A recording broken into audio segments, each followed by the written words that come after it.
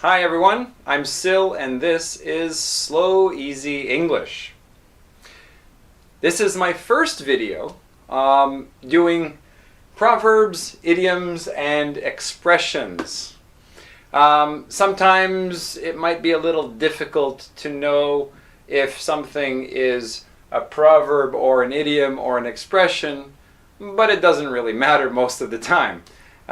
These are things that we often say as native speakers, and whether you know the difference between a proverb and an idiom and an expression or not isn't that important really, but it is important to know about these expressions and these proverbs and these idioms, or all these sayings that native speakers use.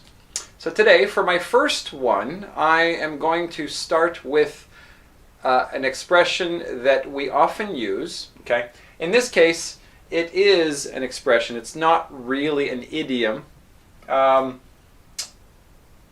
It's more of a metaphor, really. It's not really an idiom, and it's not really a proverb. I guess you could call it an idiom.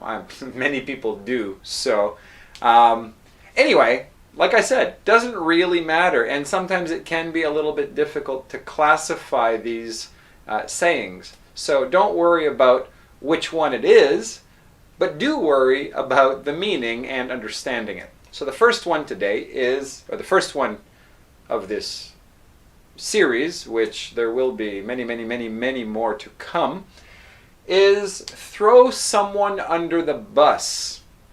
This is a fairly recent saying that has entered the English language. I think probably no more than about 20 years, maybe less. And so let me explain this to you. Basically, throwing someone under the bus is to betray or to sacrifice someone, usually someone close to you, someone that's on your side, so a friend. And usually it's done to save yourself somehow. Not necessarily, but often it is. So let's look at this example where Dave's wife is angry and talking to Dave. "Your breath smells like beer and your clothes smell like smoke. You went to the strip bar with Larry again, didn't you?" Now here, Dave doesn't really know how to respond because he knows he's in trouble with his wife. So the first thing he says is, "It was Larry's idea. I didn't want to go, but he insisted." Of course, after this, then maybe Dave's wife forgave him, or at least was less angry because, hey, it wasn't Dave's idea, right?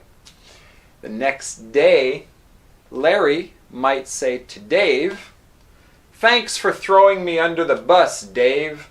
Now my wife is angry with me." So, in this example, it wasn't necessary for Dave to tell his wife that Larry was insistent on going to the strip club. He basically sacrificed his friend in order to help himself, to save himself. So this is one example of throwing someone under the bus. If you see this on a blog or on TV or in the newspaper, whatever, now you know what it means. So that's it. Thank you very much. Don't forget to click the like button and share this video with other people you know who are learning English. Thanks for watching. Bye.